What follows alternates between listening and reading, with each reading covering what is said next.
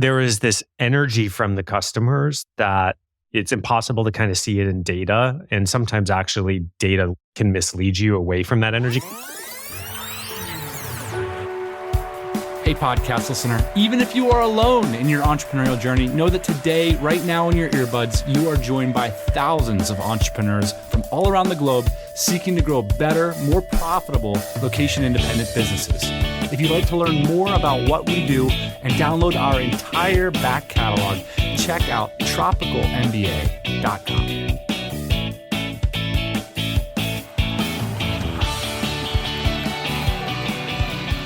Happy Thursday morning, everybody. Welcome back to the podcast. Got my day counter here. DCBKK is in 28 days. If you've been around the pod for a while, you know what that's all about. Hundreds of listeners of this show will be joining us in Thailand. I was reviewing a lot of the content that's going to be going on at DCBKK, workshops and speakers and people sharing their stories and stuff. And my favorite part of the event is seeing people who set a goal for themselves. They get the goal because they see an outcome out there in the universe, whether it's on this pod or at an event or something like it, where they're saying, hey, I want that kind of outcome for myself. They set a course. They're not exactly sure how to get there or if they can do it even. And they start to contribute. They start to just kind of bounce around.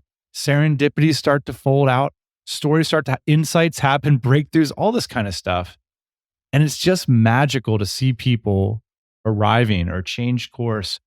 That's my favorite part of these events. That's why I'm still excited to go, even 10 years into this. Can't wait to jump on that plane and see so many of you in person in short order. In other news, Ian and I met with another business coach. We are taking this business coaching thing super seriously. We may even reveal who that was in next week's episode, but importantly, some of the lessons that we learned and themes that we're thinking through. Today's episode, speaking of business coaching, has inspired legit breakthroughs in my thinking about business. Somebody I've been following for a very long time. Super excited to be able to bring him on the show for you guys here today. His name's Brian Balfour. He is the founder and CEO of Reforge, which is a company that helps people with really good jobs at tech companies essentially upskill. That's my understanding of what Reforge does. They did $33 million in subscription revenue last year, with over 20,000 members. Get a load of what is that worth? That's an incredible outcome.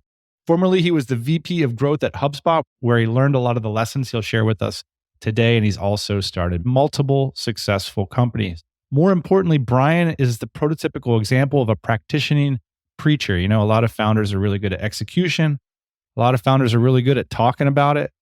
Brian is like a 10 out of 10 in both categories. And that's why I think he's so unique. He can both do something that's incredible outcomes, but he's also able to articulate the principles involved in that growth and that success in a way that's accessible to the rest of us.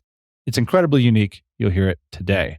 We have a wide-ranging conversation, including why the 0 to 1 phase is almost always the founder's job and it's very difficult to delegate or outsource. He talks about what product market fit feels like and why a lot of your team around you won't feel it. An interesting concept and part of the reason I reached out to him. We talk about business's durability and what it's tied or not tied to. How much of it is the founder's talent? How much of it is the dynamics of the marketplace? And how much of it is to do with something Brian will introduce as the, quote, natural limits, a concept that's actually had a big impact on me and created some breakthroughs and we'll share with in future episodes of this podcast. We'll round out the conversation with a discussion about how data can mislead you. Yes, that's right. How data, science, people can mislead you in your company.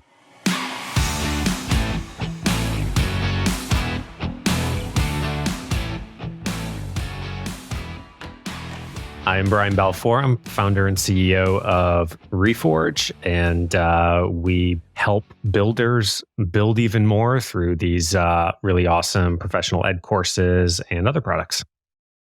Doing shows like this, does that have any business value for you, or are you just doing it as a favor? Mostly favor. Got it. All right. It's interesting, like, we could probably get in a whole conversation about podcasts and the value to a business and all that kind of stuff. There is a bread trail of you doing episodes around the internet.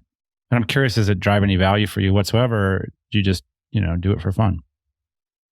Mostly fun and like conversations with friends or friends of friends. And I think that I always see more direct business value when I write something.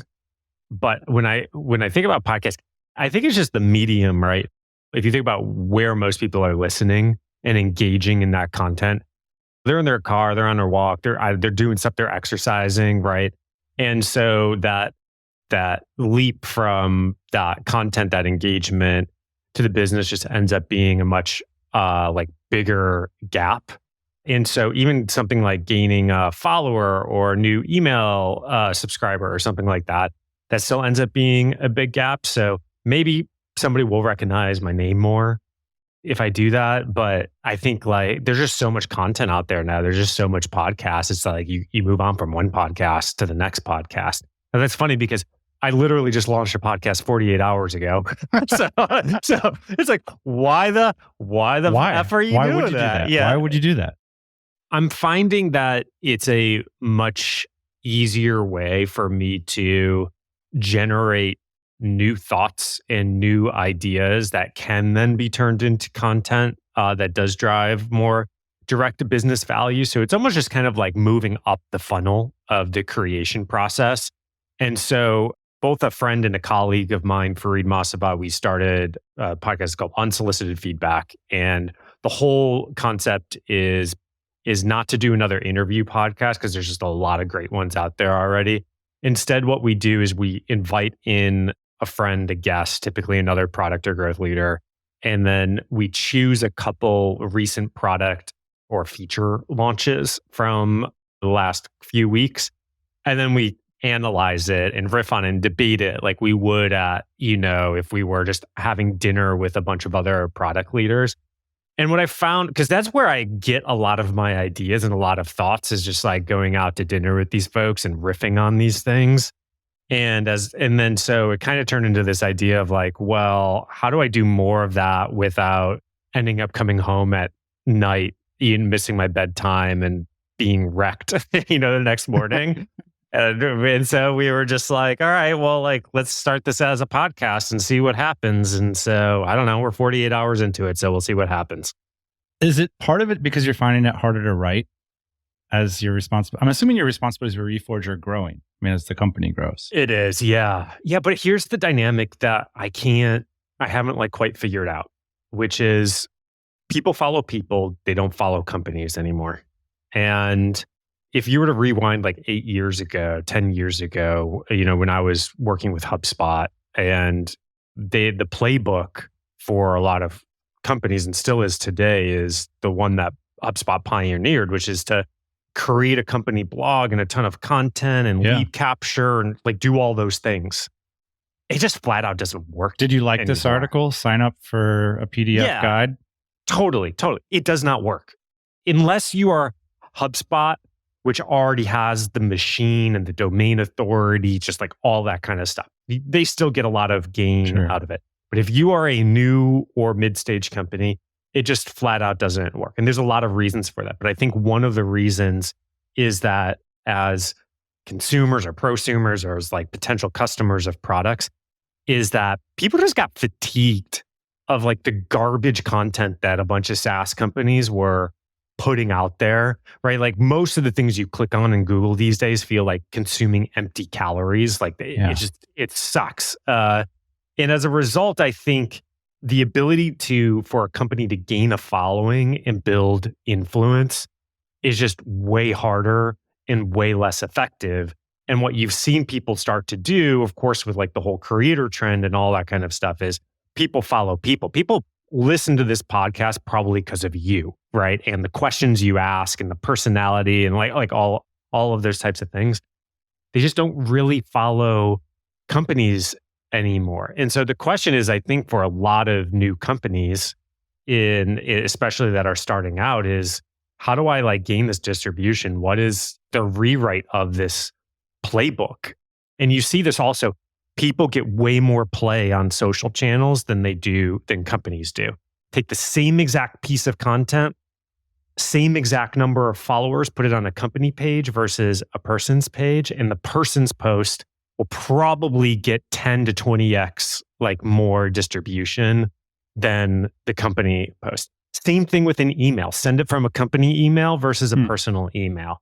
Way more effective, all those things. And so I don't think this is new. I think this has been happening for years, but I haven't seen a new company pioneer whatever this new playbook is and standardize this new playbook like HubSpot did to inbound marketing. That still feels like an opportunity out there.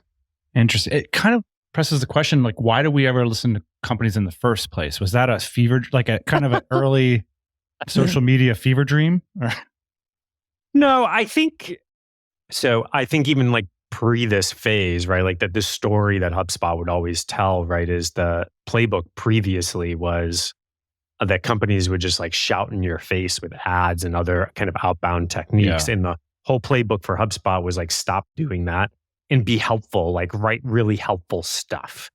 And when they started that, the bar was pretty low on what helpful meant, right? Yeah.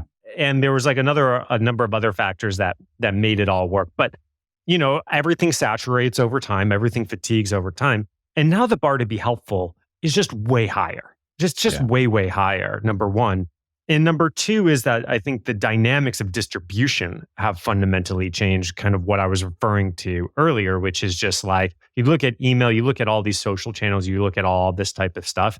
And, their algos basically totally reward individuals. They do not reward companies. And the reason is because they know if companies can get it organic, they won't pay for it through advertising, right? Like that's the, do you think that's the reason, or that's just who survived at the end? Because it's interesting. You've pointed to these dynamics many times in the past and for many years now that like so many of the people that listen to our pod, we're here because of number 1 through 5 rankings. Like that's why we're able to exist as founders. That's and true. I think we sense what you're kind of pointing to, which is that ground feels shaky and everybody's looking more towards these like more community or PLG kind of like strategies for the next thing they do. But I feel like we lack confidence. And I think what's fascinating about what you're saying is like, hey, there's a dynamic here. You can trust in this. Like this does seem to be like a very real shift. The reason I think it's like a real shift now is that you basically cannot cover it up with more venture capital. You got my attention on that. What do you mean by that? So obviously macro conditions have shifted over the past 18 months to 2 years, right? And there's like been a push to be a lot more efficient as a business, like get your unit economics in order, all that kind of stuff. Much harder to raise money. And so I think in the previous environment, it was like spend money, drive the year-over-year growth percentages, and it's pretty easy to get more money and kind of keep that whole flywheel going. That's no longer true. And as a result, I think companies, especially new companies, are forced to grow and not play that game in slightly different ways. The economics are changing. And I think this whole like people follow people over companies trend has finally flipped to a point that the unit economics are just so bad, you just can't get them to work on running the company blog, like that type of playbook, that it's going to force people to try newer things. And I've already seen this, like people have been experimenting with it and all that kind of stuff, but they just I haven't seen anybody once again like harness it in a playbook type way. I think like most of the community led stuff is bullshit, but can you gesture towards like, we've got the HubSpot model. What would it kind of look like? Would it look like operators partnering with established influencers and kind of building a bond that way and just putting our back end onto these distribution channels like TikTok and YouTube and stuff like that? Look, if I knew, I would be running the playbook. Maybe one way to think about this, right, is that it was a decently common playbook, like in the early HubSpot days, was that you would use a few influencers to basically jumpstart the company's distribution so that, creating new content had immediate ROI. And so at the beginning of HubSpot, before my time there, is like there was a couple big like marketer consultants essentially that they signed on. Oh, like Seth Godin and a couple like a others. Neil Patel kind of. Yeah. And And they basically brought them on as quote unquote advisors, gave them equity, and the exchange was to collaborate on something like X number of times of years to push to their distribution. And what that did is that jump-started HubSpot's distribution and authority, right? So that the content that HubSpot created, they would then have people, to send it to, who would then amplify it, and the whole machine would go. So in that world, it was like a jumpstart strategy. And I think in this world, you got to flip it, where it's like no longer the spark, it's like the core of the engine. And that ends up, it completely changes things. And so I don't actually know exactly what that looks like in the end. And to be fair, if anybody's well positioned to do this, it should be Reforge, because we've got 300 VPC level operators on the cap table.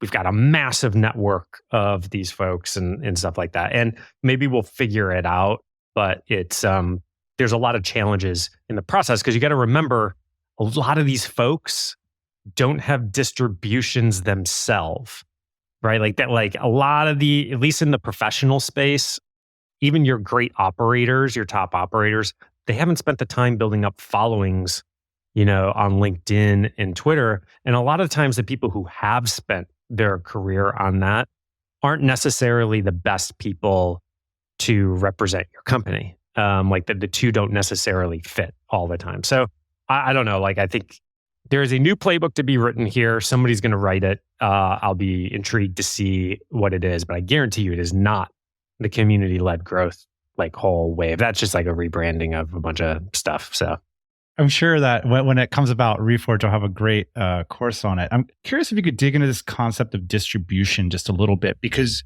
on your side of the fence, you guys mention it all the time, but we rarely ever say the word in our community as bootstrapped founders. What do you mean by distribution?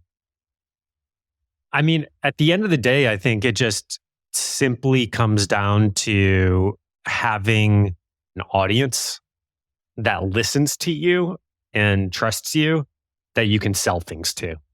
That's what distribution means. And that can come in a lot of different forms.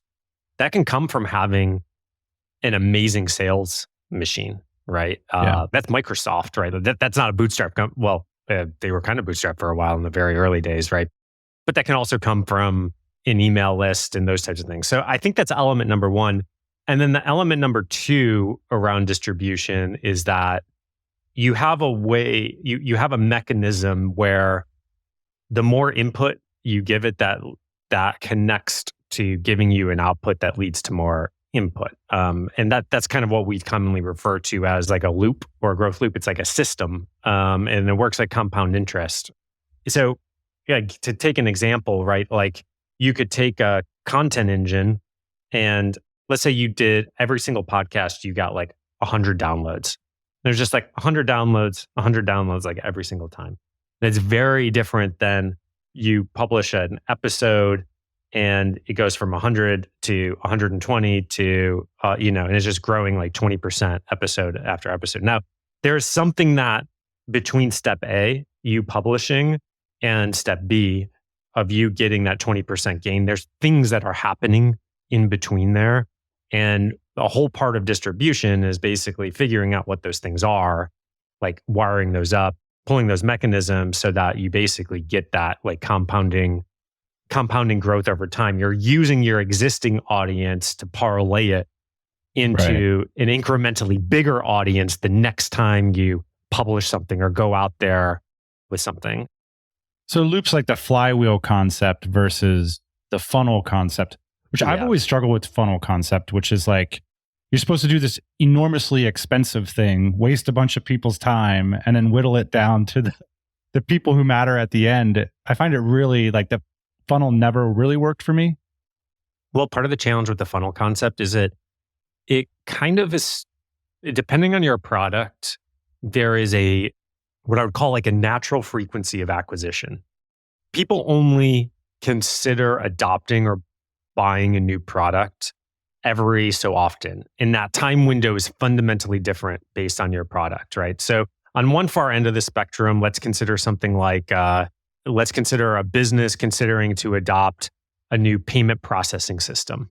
That probably only happens like once every 5 years or something. It's because it's just such a hard thing to rip out and replace. So Right. your target market, or even like the visitors to your website, or whatever you want to consider like that top of your funnel, let's say that's like 100,000 people.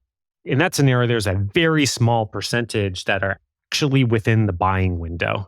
And if you only focus on the people that are within that narrow buying window, your growth really your growth stalls out, right? And so you have to find a way to not only acquire, but like engage those people who are not in that buying window. But what the funnel concept kind of really is like, those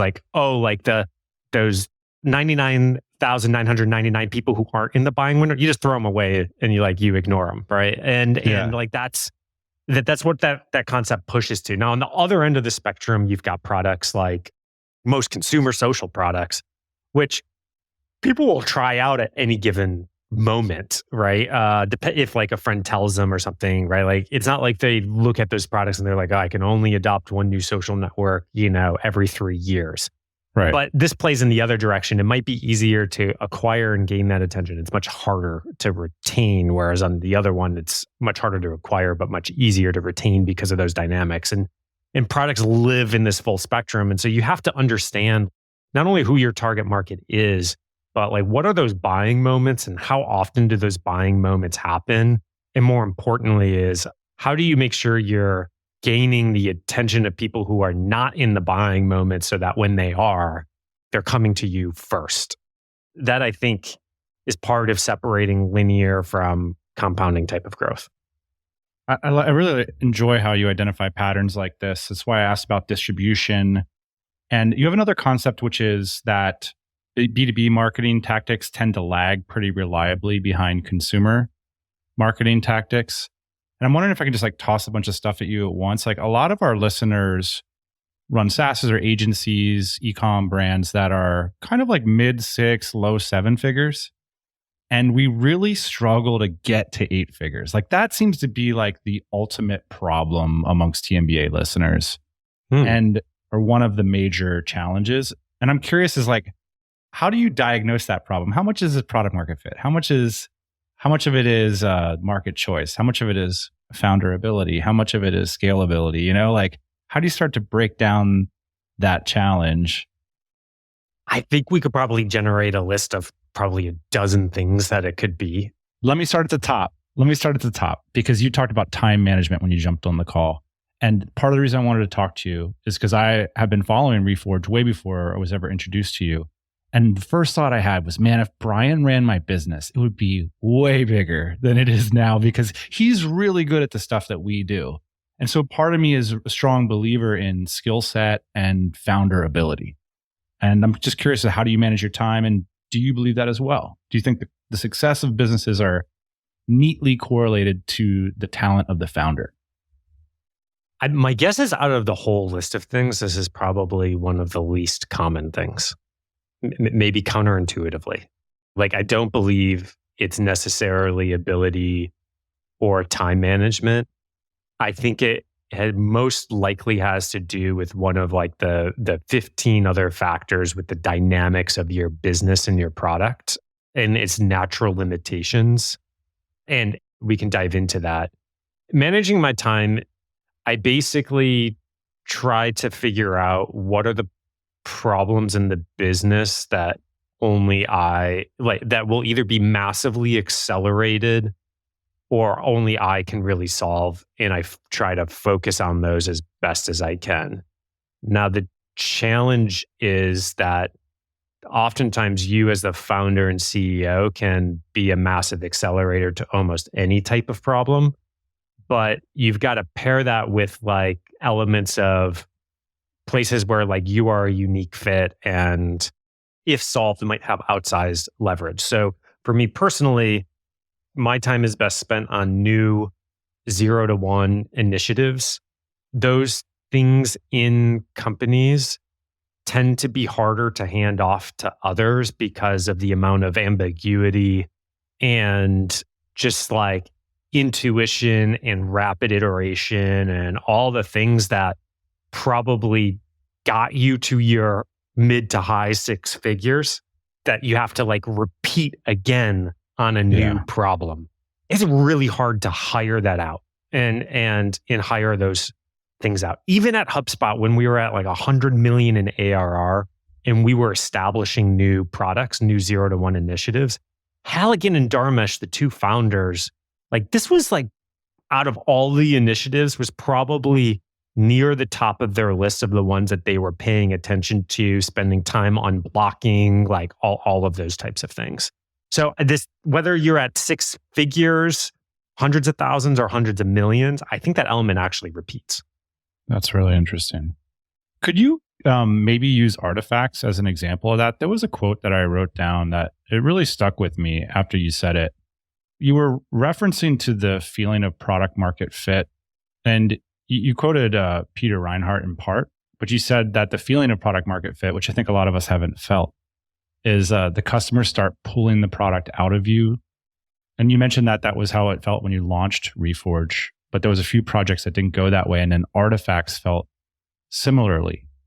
I actually think, and to quote you, I actually think if you start building an organization who's never gone through the 0 to 1 phase and who have never experienced it, that's when you can get into trouble, where you can interpret nice to have qualitative feedback as having that product market fit pool.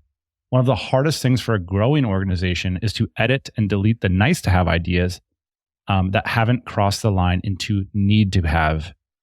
And at the end, you say explaining why to the team is really hard. I'm wondering if you could break that down a little bit and where that came from. Sure. So a little history. Okay, so Reforge launched like 7 years ago. The first course that Andrew Chen and I produced did, we had thousands of apps on it. We did 7 figures in revenue. It was highly profitable. Like this thing was bare bones, like embarrassing, and we still had good NPS on it. And at the end of that, we were hearing things from customers like, I wish this was better. I wish this was better. I wish this was better. But can you do a course on X? Can you do it on Y? Can you do it on Z? Can you add this? And there is this energy from the customers that it's impossible to kind of see it in data. And sometimes actually data can mislead you away from that energy. Because like our NPS on that first course, I think was like 12, 14. It was bad, right? But you looked at all of the other information and everything and you were like, oh, wait a second. If we could do that with the amount of effort we put in, what happens if we actually put a little bit more effort into this thing? And so then we did that, and then NPS like shot up to, into the 70s and the 80s, and we kept getting that vibe. Now, that got us to a number of a certain way to, 30-ish million in revenue. But then we started to see certain levers in our business start to essentially like stall out. And we knew that we needed something new a new type of 0 to 1 problem, particularly going back to our previous conversation. Taking a course is a very episodic need. Most people are only in that market maybe once every few-ish years, right? There's a very small percentage of people out there that just like go through their career taking course after course. And so we knew to like unlock the next level of growth is that we needed a product that people would use on a higher frequency basis, a week to week, kind of month to month type of thing. And we took a couple shots at goal, and it, made a lot of mistakes essentially, which was I wasn't directly involved in the project, which slowed it down. Because we had the resources, we put too many resources on it at the beginning, and that just led to more voices in the room, more coordination cost, more tax, all that kind of stuff. We didn't silo it away from the rest of the company. And so you had other people kind of peeking over the walls and being like, but what about this? What about this? How does it affect my work? And all that kind of stuff. Also, you had a bunch of people who we had hired in a scale phase who were like looking at that project and being like, they're obviously in the earliest phases. You have tons of unanswered questions.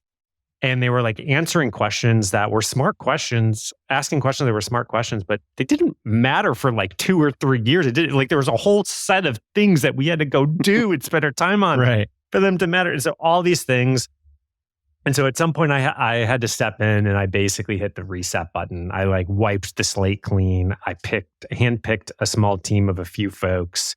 I directly got involved. We siloed them off from the rest of the company and we just totally reset things. And that led to our new product, Artifacts, which has kind of come racing out of the gate.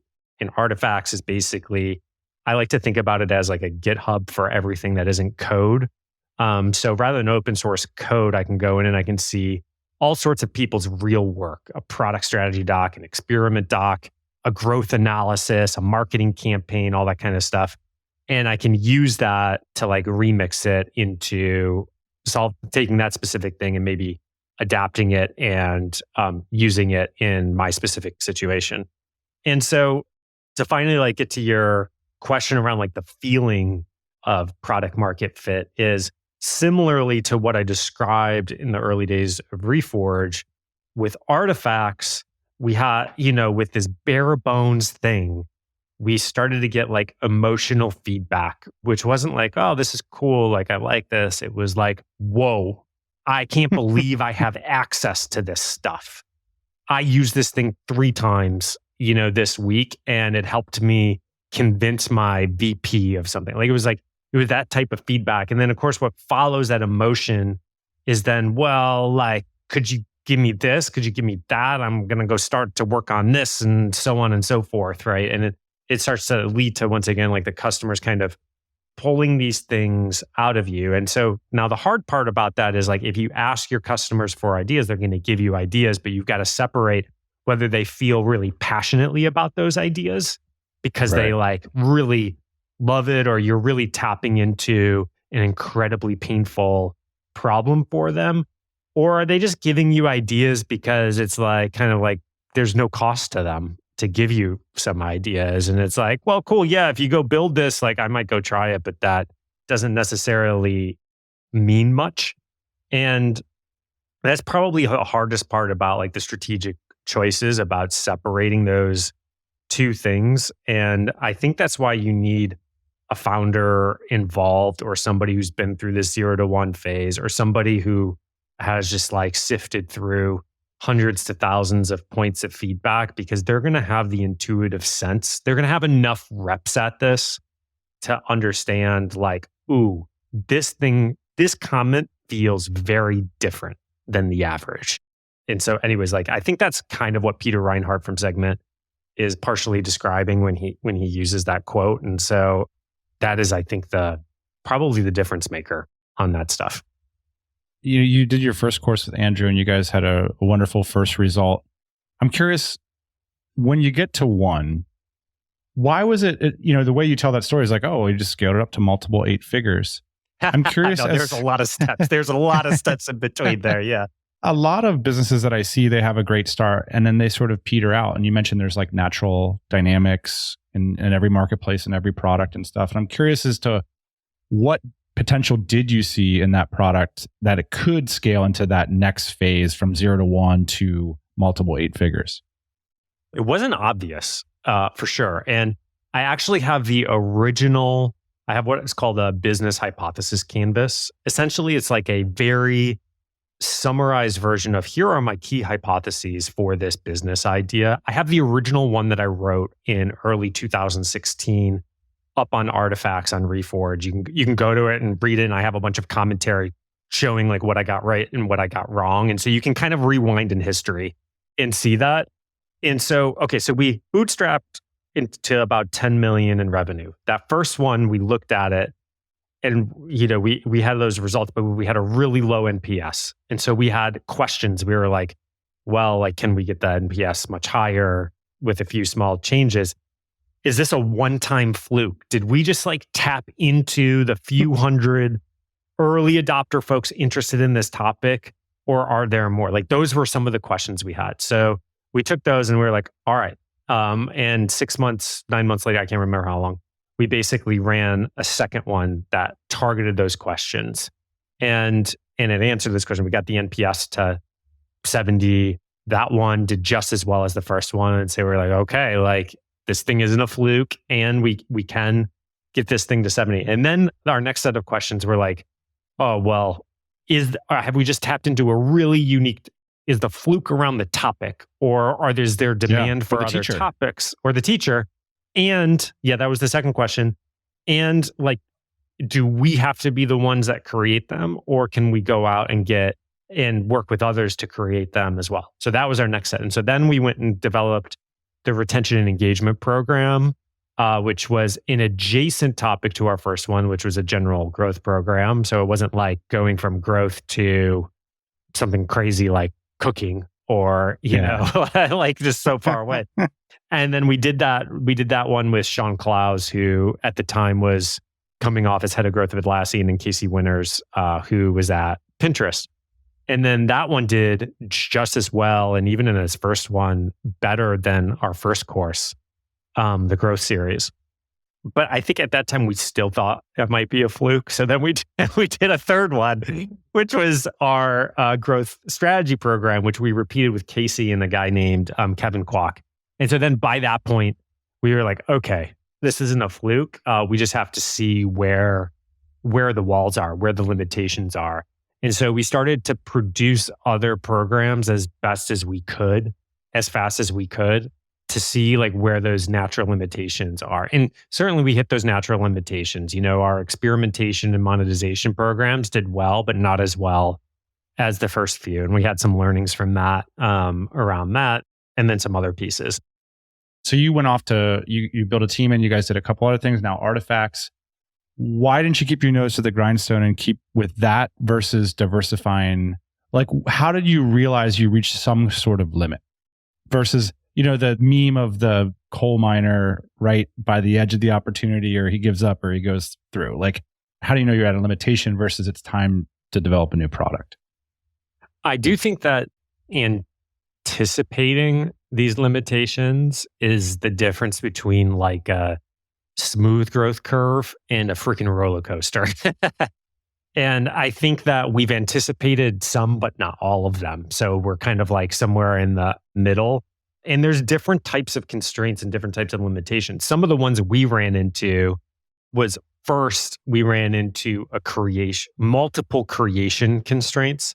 So I created the first few programs myself. I also taught all the first few programs myself. At some point, that obviously doesn't scale. Now, we could have made the choice at that point to say, you know what, we're kind of happy with the business we've got.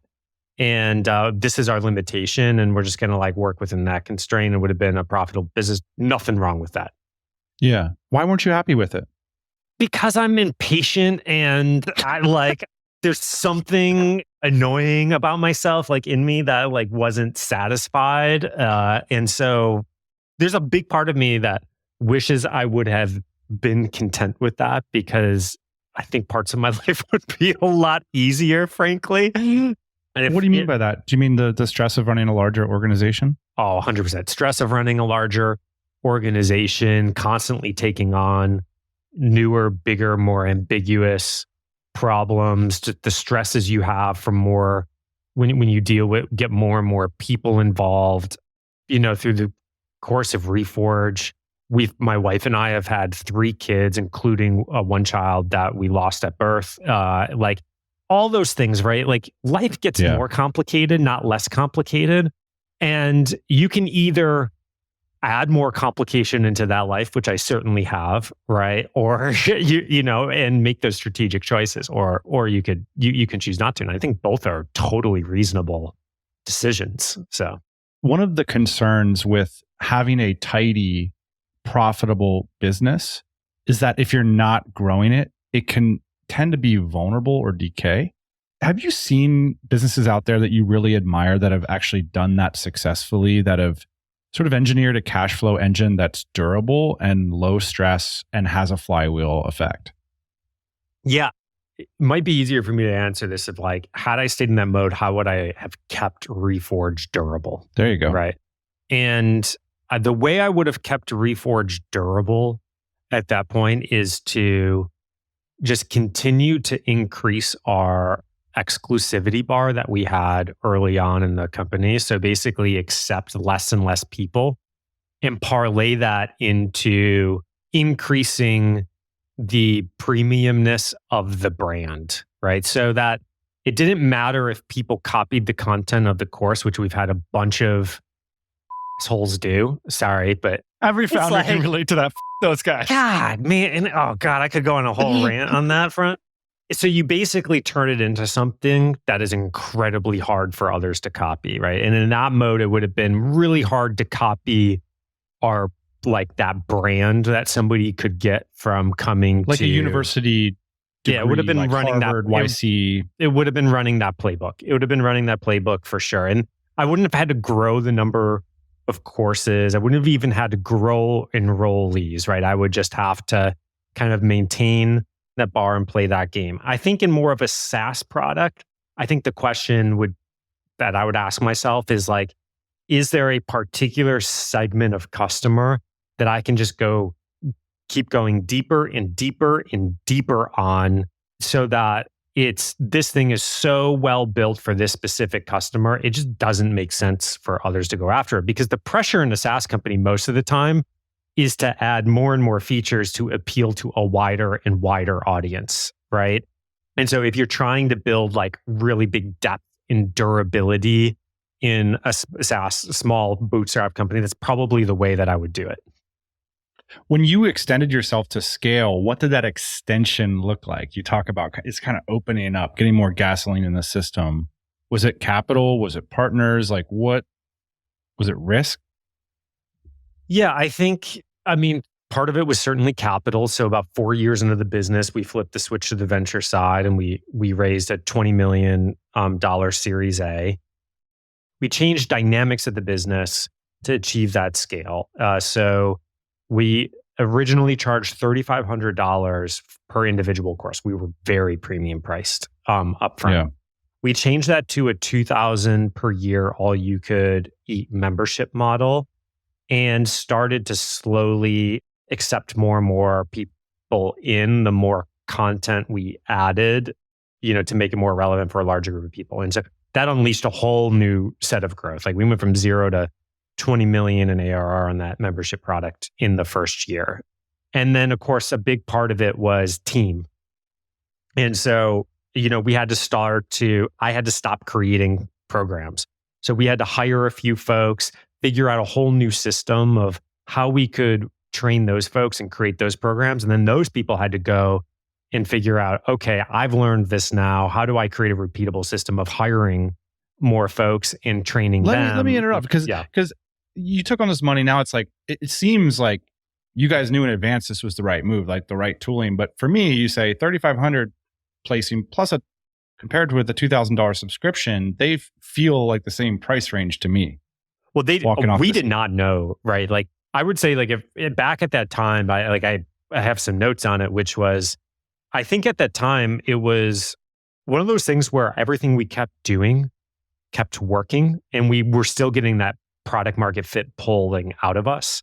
And we were at like the $10 million scale. And so I think we sat there and thought it was like, okay, like there's some signals here that there's clearly something potentially bigger and like venture backable. But you never know the true answer to those questions. Like it's just impossible, right?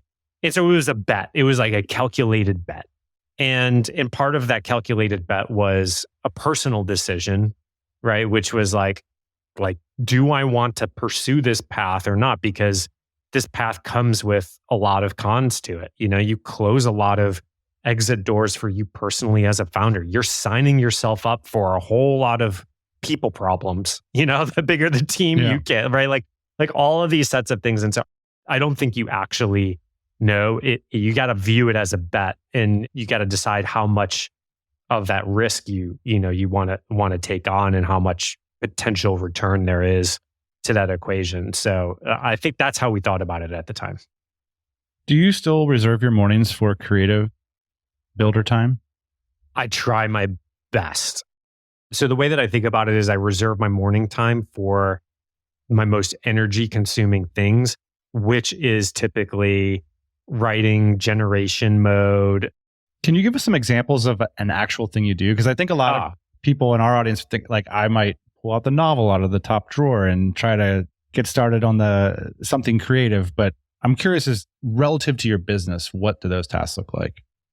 Yeah. So like right now we're starting to think about like what are our big bets for 2024, right? So I have like a whole Notion file called 2024 bets.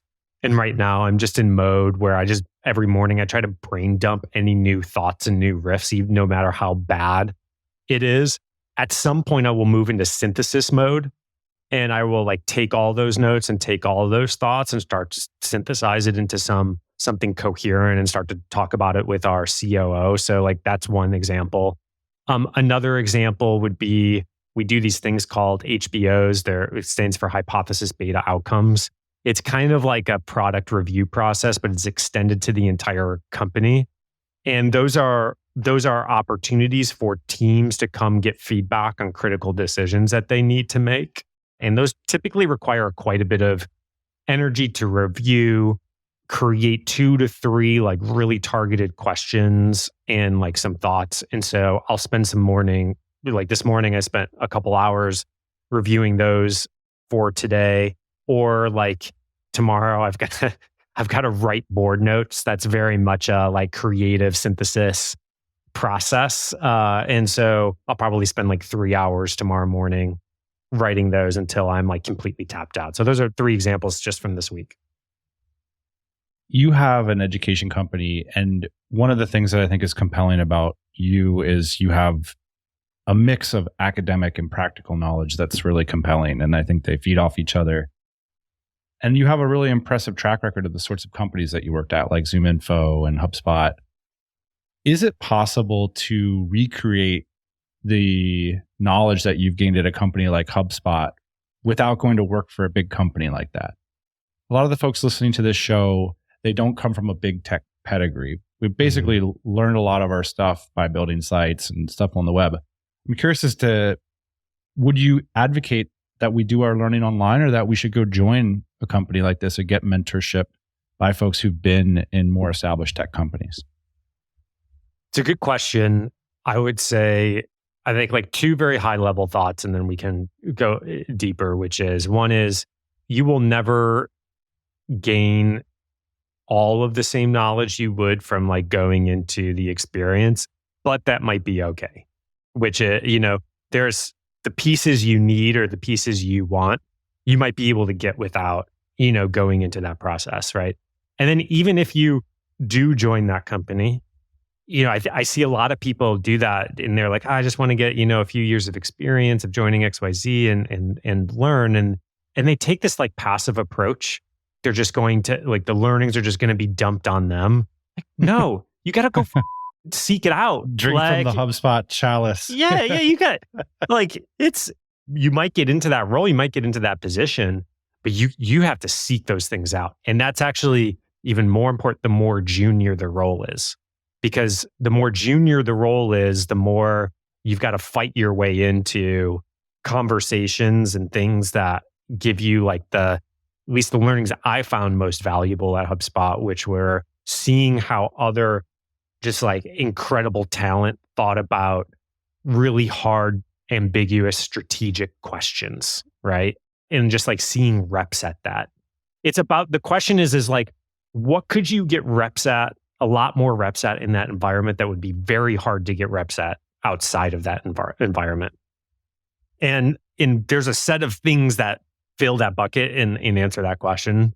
And for me, it was just seeing people debate and think about those style of questions at a whole new level than I had ever seen before, and would have been incredibly hard to get outside of it. Because, you can engage with a mentor. I could have, I don't know, like gotten the CEO or one of the executives maybe to be my mentor, right? And what they're going to tell me is kind of the output of all of those reps. But that is very different than seeing everything go through the meat grinder, right?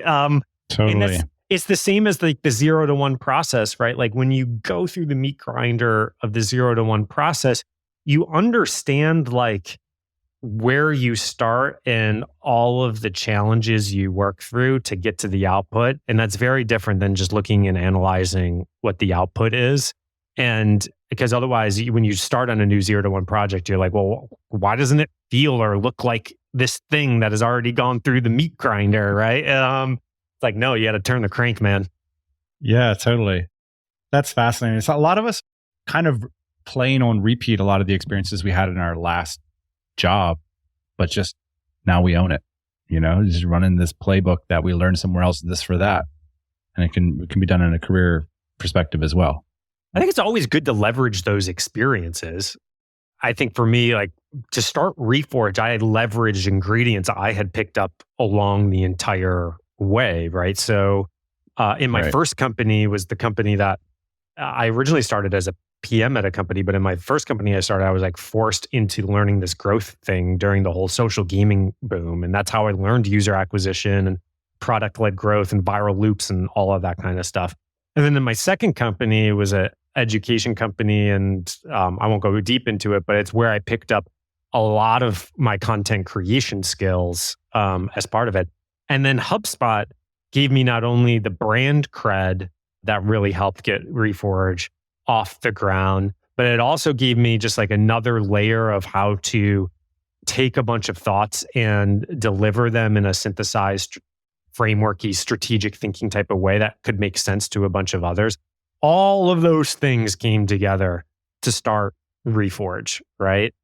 But there was also a bunch of stuff that I learned in those gigs that I tossed out the window, right? That it's not like I used them all. And so I think that it's about mixing and matching those things.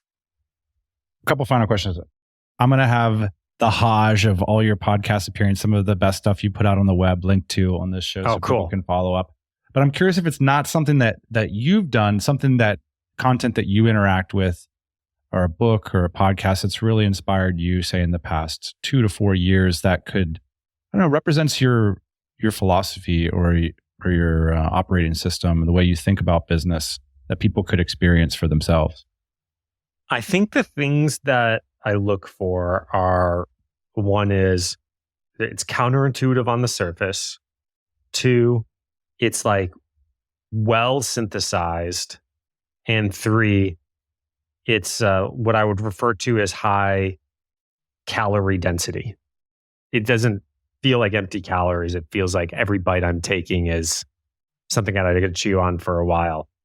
I think examples of that would be certainly Ray Dalio the past 5 years has been on a freaking tear on this front.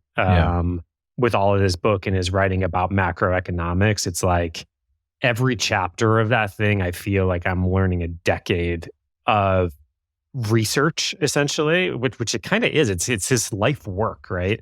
Yeah. Another interesting, like smaller, shorter form example is there's a entrepreneur, Parker Conrad, who's the founder CEO of Rippling, and he has this whole new business thesis around what he calls the compound startup. It's about a couple years old now, but it's another one where you can tell like it's kind of a synthesis of 10 years of thoughts that have been building for him.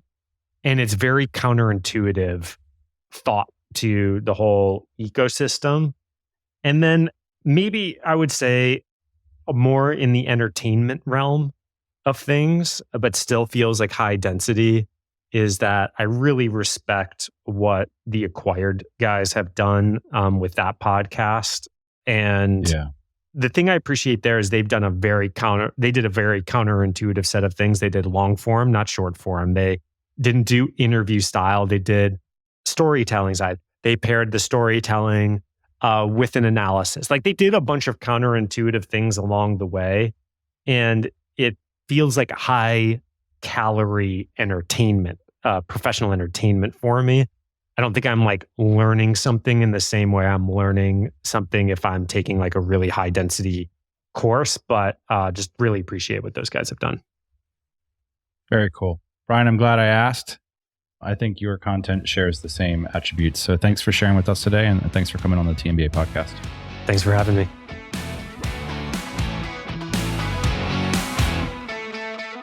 Big shout out to Brian Balfour, the founder and CEO of Reforge. We appreciate you coming by the show, Brian. I not only talking to Brian, but click through in the show notes and check out, first off, Brian's new podcast called Unsolicited Feedback, but also if you have the opportunity or an afternoon or weekend day, do a little Brian Balfour deep dive on the internet. There's also another founder that he brought up in the conversation named Parker Conrad. Two startup founders with really interesting ideas. So I hope you guys found it inspiring and interesting. And if you didn't, we'll be back next Thursday morning with another episode. Thanks for listening. That's it. Hey, so you like the show? Just want to remind you, we have a website, tropicalmba.com. You click through on your phone, check us out on the web, hit that subscribe button. I write the newsletter every week. There's a lot going on behind the scenes of the pod. That's the best way to find out about upcoming events, both virtual, in person, and much more. Check us out at tropicalmba.com and give us some feedback on this brand spanking new website. Because it's time for a spanking. Hey, thanks for listening to the Tropical MBA podcast. You can go to tropicalmba.com, get access to hundreds of back episodes and all kinds of other goodies. Load up your iPod. That is the cheapest way to fly business class on your next international flight. We will see you next Thursday morning, 8 a.m. Eastern Standard Time.